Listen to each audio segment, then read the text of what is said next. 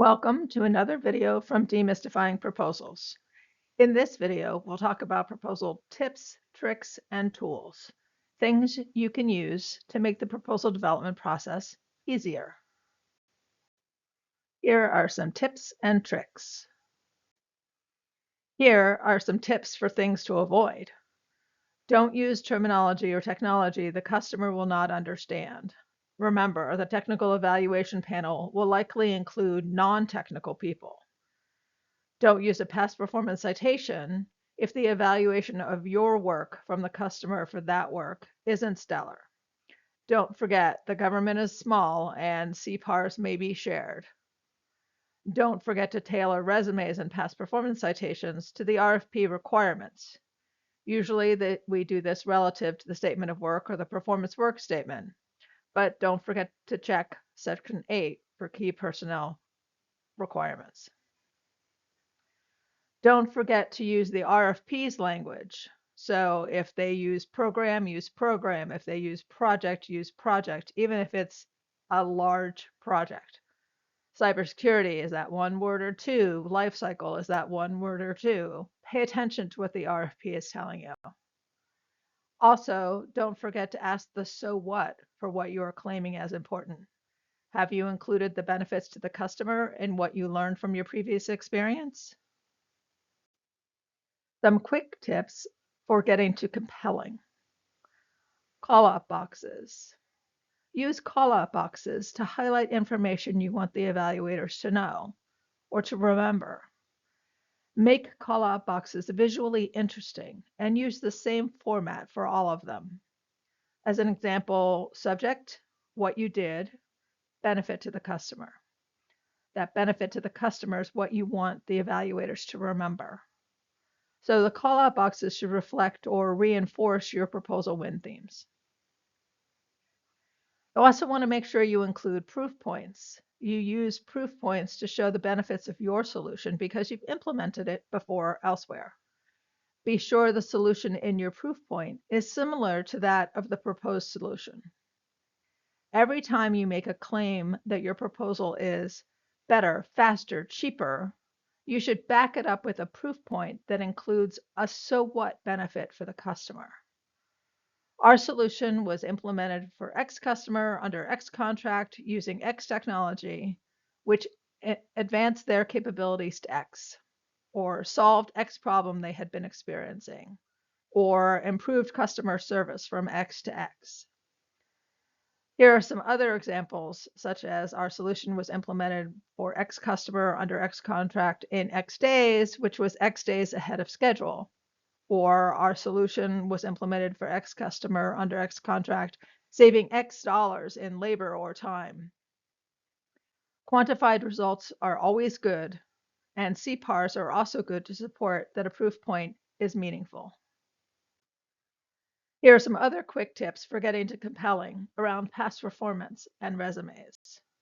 To show how the past performance is relevant, use the RFP statement of work as your quote outline for the past performances. In that way, you're making it easy for the evaluators to see how the past performance's scope and the scope of the work being procured are similar. For resumes, make sure that the summary of experience includes all the same language as the key personnel requirements. And then put the requirements at the beginning of the resume in one column, and in the second column, show a direct correlation of experience, usually starting with the word meets or exceeds, followed by how that person's performance meets or exceeds the requirements. If the key personnel are required to have a certain number of years of experience, be sure that their resume shows that many years of experience. We all have to truncate resumes because they're usually page limited, but be very careful that the resume still reflects the right number of years. So here are some quick tips to achieve responsiveness. Responsiveness is usually defined as how well the proposal reflects an understanding of the customer's situation. What's their mission? What's their vision? Why do they need this work done? One of the things proposal managers should emphasize to authors is to think about writing from the customer's perspective, We all have a tendency to write from our own perspective, but think about it from the customer's perspective. What goal does the customer have that we are going to meet with our solution? What challenges does the customer have that our solution will solve?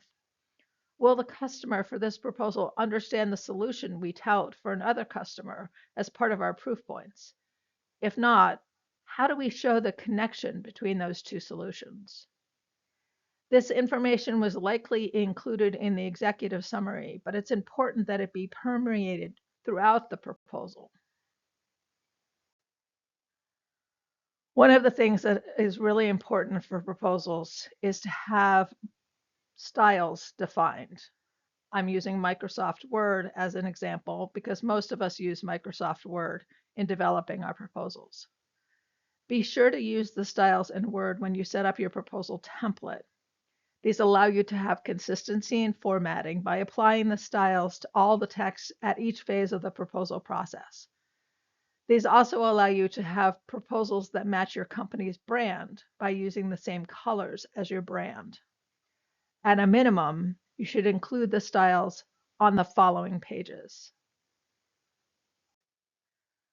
We recommend that you not use normal as your proposal text style. Rather, set up a proposal text style that you use for all the main text within the proposal. Usually this is set to Times New Roman 12 point because that's usually the default of what RFPs require.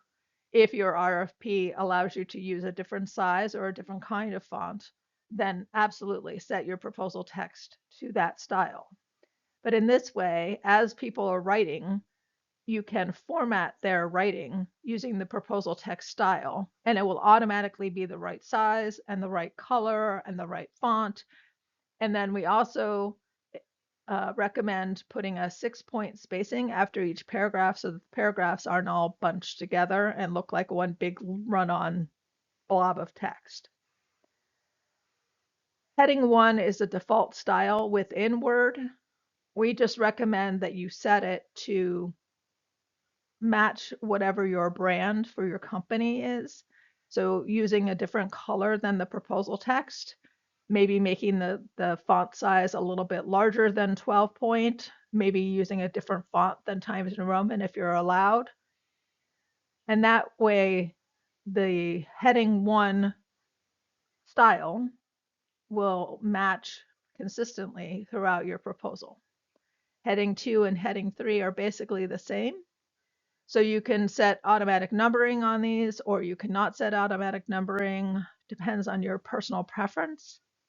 But these are ways that you can, again, make it so that your proposal will be consistent once it's formatted by using the styles. Generally, we recommend not getting down to the level headings of 4, 5, and 6. That often will break up the proposal too much and make it harder for the evaluators to follow your solution. So try not to use headings 4, 5, and 6, but generally speaking, it doesn't hurt to define them in ways that match your company's brand and the requirements of the RFP. There is a default word style called caption, but we recommend that you set up a figure caption. This is used for below a figure and a graphic, and you usually use 6-point spacing after. You can use the same font as proposal text, or if you're allowed to vary your font for tables, you can potentially use your figure caption as in the same font. It really depends on what your RFP requirements are, so be careful that way, but it's something to think about. You can use automatic coloring, or you can use one of your brand color. It's up to you, depending again on what your company's brand or what you're comfortable with. And often it's italicized. You can use the automatic numbering for figures if you want to. I'm not going to explain how to do that because it's a pretty complicated explanation. But think about making all of your references consistent. So is it figure 1 or is it figure 1-1 and then figure number for the sections? make it consistent throughout the proposal in the same way. Use a colon after the figure number or use a dash after the figure number, whatever you want to do for your brand, but be consistent throughout. If you use figure caption, then if you use a table of figures, you use that figure caption as the guide for the table of contents for the table of figures. And that way, all of your table of figures will show up in the right place. You won't have tables and figures in the same table. By the same token, you can have a table caption. Often you can use the default caption for the table caption because the default caption usually has space before it, which is what you want to have for a table. I would recommend that your table caption and your figure caption be formatted the same way. So whether that's automatic coloring or brand coloring, whatever the font is, whether it's italicized, and again, however you number your figures, you should number your tables the same way. So if you do table 1, table 2, table 3 throughout the whole proposal, that's fine. You can do that. Or you can number them within section, table 1.1-1. Whichever you do for figures, do for tables. Whichever you do for tables, do for figures. Be consistent. It looks more professional that way. Header is also a default word style. It's usually set up within the top 1-inch margin required for most government proposals. You put your company logo on one side and the RFP information on the other side of the header. Whichever way you want to do it, if you put your logo on the left and the RFP information on the right, or vice versa, it's completely up to you in terms of your brand. But make sure that you're consistent across your proposal. So set up your header that way. The footer is also a default word style. Footers are set within that 1-inch margin as well. Most often, the footer includes the date. So the month, date, year goes on the far left. The page number goes on the far right. And then there's a standard disclaimer from the far that goes beneath those two elements. And here's the standard disclaimer is here. Use or disclosure of the data on this page is subject to the restrictions on the cover page of this proposal, where you'll have the far language also on the cover page. It's good to set up the table styles. So table design is a way to set up so that your tables will all be the same in terms of the colors. So the heading row would be the same. You could have every other row be a different color, however your company's brand is, but using table design allows you to then format a table reasonably instantly by just applying that table design as a default. If you don't know how to do that, you can look it up. It's a pretty complicated process, so I'm not going to describe it here. But table design is something that we recommend you put in all of your proposal templates. Table heading is what the font needs to be for the heading row of tables. Again, you have to follow whatever the RFP's instructions are in terms of what font you can use.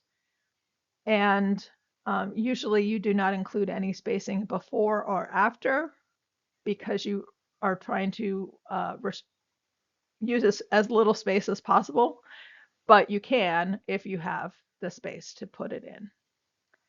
Table text and table bullet, again, are just standard defaults that you should set up for your tables. Table text would be whatever the RFP requirements are. So that may default to a Times New Roman font, but if you can use Arial or Arial Narrow or something like that, change the table text style to match whatever font you're allowed to use. Again, this makes formatting easier at the end of the process. Callout heading and callout text are what we used for callout boxes. Usually callout boxes are just a little graphic box, maybe with a line around it, whatever your brand you want to set up. But if you set up a default callout heading, which is the font and the color that you want the callouts to have consistently, and callout text, again, whatever you want for consistency, then you can use those for formatting along the way. Remember, as much as we want them to, authors will generally default to whatever they're comfortable with or wherever they got the text from previously. So we're trying to make things as easy as possible when you're formatting the proposal by having all of these styles in place. Bullet is, again, a default word style, but you can change it. You can change the kind of bullet you have in front of it.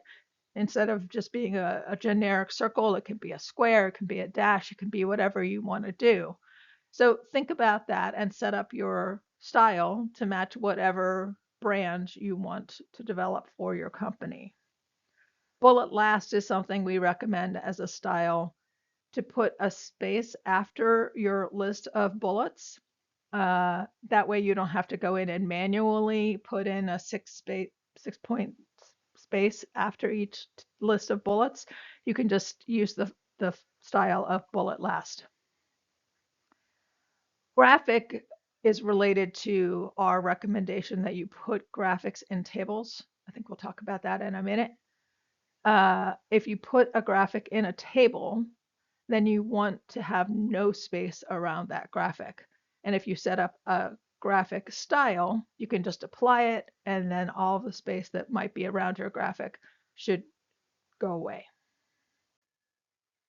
So as we said, one of our tips for including graphics in a proposal is to put the graphics within a table.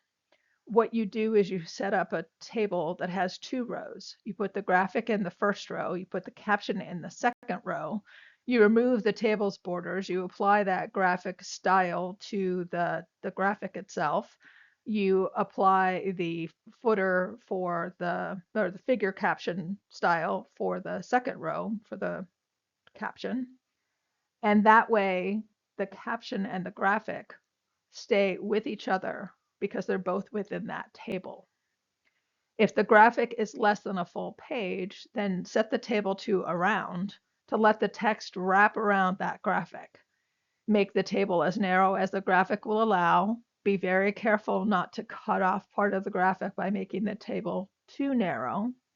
But this again allows the text to wrap around the graphic easily, and it makes sure that the caption stays with the graphic, where using just a text box, sometimes those two things don't stay together. The graphic doesn't stay with the caption. If you put them in a table, it makes it a lot cleaner and easier to format, and makes it easier for the caption to stay with the graphic. Here are some suggestions or tricks for how to get to page count. It's a rare proposal that's within page count during the proposal development process, even at Gold Team. However, the proposal should be within the page limitations at White Glove. And of course, before submission, it has to be within page count or you will be non-compliant. So to achieve the goal of getting under the page limits, consider using some of the following tricks. Look for paragraph orphans. These are partial lines, usually not more than a few words at the end of a paragraph. And then try and work to reduce the sentences above so that you get rid of that orphan and save yourself a whole line. Some ways to do that are to replace your company name with we, or the company name and team as our team. That can save you a lot of space and maybe get rid of some of those orphans. Other ways to make the wording more concise include breaking up long sentences. Making shorter sentences is easier to read, and often you can reduce redundancy or make the language more concise. Put modifiers in front of nouns. So rather than saying the costs of the system, say system costs. Again, this is something that seems obvious, but when you're really looking to reduce your number of pages, these small tips can really make a big difference. Some formatting tricks is to reduce the space between paragraphs. Now, again, you have to be careful what the RFP requirements say, because some RFPs require you to have a full line between paragraphs. But if you can, if you set your default at 6 points between paragraphs, as you're trying to get down to page count, you can reduce that to 4 or 3 points. That gives you space still between the paragraphs, but it saves you some space. It still looks like there's space between the two paragraphs. You can also reduce the space around headings. A lot of times we put a fair amount of space before and after our heading 1, heading 2, heading 3 styles. Consider reducing that amount of space, particularly a heading that comes right before text or right after text. It's okay if your headings are a little closer to text than you're used to seeing them perhaps in your styles. And then you can change the spacing in front of bullets so that they're all the way at the left margin. The default is usually 0.25. So think about moving your bullets over. And then, of course, look for those orphans, the same as you do on the paragraphs when it comes to bullets, and try and reduce the length of the bullet so that it wraps into a shorter number of rows. One of the things that we also recommend is a graphics library. A graphics library can be a valuable source of information for future proposals by reusing graphics that you've used before, especially things that are visually interesting. So almost every proposal, you're going to have an organizational chart. And there are lots of ways to put together a team's organizational chart. Don't forget to include your customer and your back office functions, but think about all the different kinds of ways you've set up organizational charts in your proposals over the years. And it may be good to have those as examples in your graphics library for somebody who's struggling about how to think about how to lay out their organizational chart. By the same token, you probably have some standard processes in your company, ways that you do things that, like managing a project, for example, if you're following PMBOK or CMMI, there's standards that you use. So quality assurance is one of the areas that there's often a standard process flow for. So think about developing that kind of a graphic and then keeping it in your graphics library for proposal reuse. Talent acquisition, hiring, interviewing, clearances. That's another very often included category in staffing. And a process flow for how that works can be very visually interesting and can save some space if you can get all of that information into a simple graphic instead of having paragraphs of text. So a best practice also is to tag each graphic with the proposal it came from. So down in one of the quarters of the graphic in a very small text, you put the prop name and O1, O2, O3 for all the graphics. In that way, when those graphics are in your graphic library, the graphic artist knows where the original artwork, which proposal it came from, and they can find that original artwork pretty easily. If you don't put that tag on the graphic, then it's more challenging for the graphic artist to try and find that original artwork, especially if you do a lot of proposals within your company. And then don't forget that this also means that you need to maintain that library. And one of the ways to do that is to save your graphics to the master library after each proposal has been submitted. And that way they reside in your graphics library for reuse. So in this section, we're going to talk about some of the standard tools for proposals. You likely have versions of these already, but we're just providing some examples. Every proposal manager should develop a compliance matrix for every proposal that they work on, but every proposal manager also has a different preference for how to lay out a compliance matrix.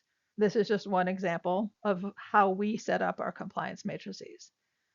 The purpose is not only to lay out the requirements, but specifically to show how Section L's requirements map to Section M's requirements by putting them visually side by side. This also allows you to see any requirements that are in Section L that aren't in Section M, and vice versa, any requirements that are in Section M that are not in Section L.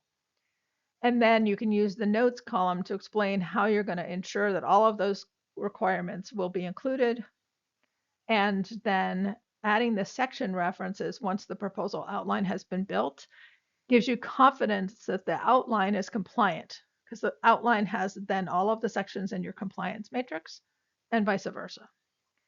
It also serves as a handy reference at the end of the proposal process to double check compliance. So this is an example of a compliance matrix filled out. The first couple of lines are the proposal instructions for fonts, and maybe you have your submission information in there. Again, that's usually found in Section L, so it goes in the Section L column. Then, as we said, you put the L requirements in terms of the sections of the proposal next to the M requirements for the proposal. And it's very easy to see how those two are related to each other. Again, you can use the notes column if there are any notes that you need to add about how you're going to comply with that information as required. In this example, we didn't fill in the section numbers, but again, we recommend that you add the section numbers once you've completed your outline to the compliance matrix, and then you can use that at the end, and you can use it during your reviews to make sure that you haven't lost your compliance as the proposal process goes along. Here's an example of a proposal schedule. We do have a video on how to develop a proposal schedule from beginning to end in terms of starting with the RFP drop, ending with submission, and then how you do your color reviews in between those two critically important dates. This is an example of a graphics log. If your proposals are graphics heavy, then keeping track of the graphics that are being developed may be an important part of your proposal process. Sometimes the proposal manager is the person who maintains the graphics log. Sometimes that's a proposal coordinator, or sometimes that's the graphic artist.